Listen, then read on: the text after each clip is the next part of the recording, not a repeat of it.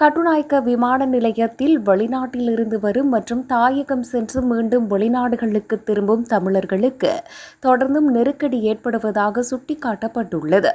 பொதிகளை எடுத்து செல்லும் Porter, wheel chair சேவையை வழங்கும் நபர்கள் மற்றும் தீர்வையற்ற பகுதியில் இவ்வாறான சம்பவங்கள் நடப்பதாக பாதிக்கப்பட்ட பல தமிழர்கள் குற்றம் சாட்டியுள்ளனர். பொதிகளை எடுத்து செல்வதற்கு ஒரு பொதிக்கு 300 ரூபாய் என நிர்ணயிக்கப்பட்ட போதும் தமிழர்களை அச்சுறுத்தி பெருந்தொகை பணம் கேட்பதும், வயதானவர்களிடம் $50 தருமாறு தொல்லை கொடுப்பதும் தெரியவந்துள்ளது.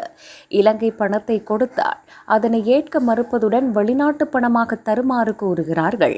வீல்சேரில் அதிகளவிலான வயதான பெற்றோர் செல்வது வழக்கம். அவர்களிடம் பணத்தை கேட்டு மிரட்டுவதாகவும், அனாவசியமான பிரச்சனையை தடுக்கும் நோக்கில் கேட்கும் பணத்தை பெரும்பாலானவர்கள் கொடுத்து செல்கின்றனர்.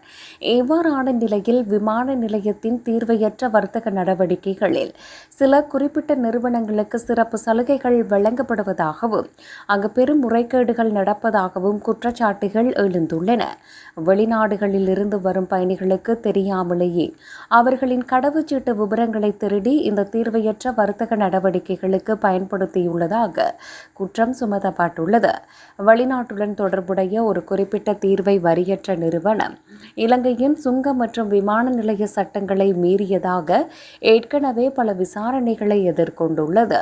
நிர்ணயிக்கப்பட்ட சுங்க வரம்புகளை மீறி இங்கு அடிக்கடி வர்த்தக பரிமாற்றங்கள் நடந்துள்ளதாக விமான நிலைய மற்றும் விமான சேவைகள் நிறுவனத்தின் அதிகாரிகள் மற்றும் துறைசார் ஆய்வாளர்கள் தெரிவித்துள்ளனர். இவ்வாறான செயல்கள் பயணிகளின் தனிப்பட்ட தரவு பாதுகாப்பு, சட்ட விதிமுறைகள் மற்றும் அவர்களின் நம்பிக்கையை சீர்குலைக்கும் வகையில் அமைந்துள்ளதாக அதிகாரிகள் குறிப்பிட்டுள்ளனர். அத்துடன் சுங்க மற்றும் மதுவரி ஏய்ப்புகளின் காரணமாக அரசாங்கத்துக்கு கிடைக்க வேண்டிய பெரும் வருமானம் இழக்கப்படுவதும் அத்துடன் சுங்க மற்றும் மதுவரி ஏய்ப்புகளின் காரணமாக அரசாங்கத்துக்கு கிடைக்க வேண்டிய பெரும் வருமானம் இழக்கப்படவும் அபாயமும் உள்ளது. மேலும் கட்டுநாயக்க விமான நிலையத்தின் தீர்வையற்ற வரியற்ற பதிவு முறைமை இன்னும் பெரும்பாலும் கணனிமயமாக்கப்படாமல் கைமுறையாகவே எழுதப்படுவதால் விற்பனை மற்றும் ஒதுக்கீடு வரம்புகளை துல்லியமாக கண்காணிப்பதில் பெரும் சிக்கல் நிலைமை ஏற்பட்டுள்ளது. சுங்கத்துறையின் அனுமதியின்றி வருகை முனையத்தினூடாக பெருமளவிலான மதுபானங்கள் கடத்தப்படுவதாகவும் குற்றச்சாட்டுகள் எழுந்துள்ளன. இவ்வாறான சில சம்பவங்கள் ஊடகங்களில் வெளியான போதிலும் உள்நாட்டு விசாரணை குழுக்கள் வழங்கிய பரிந்துரைகள் முறையாக நடைமுறைப்படுத்தப்படவில்லை.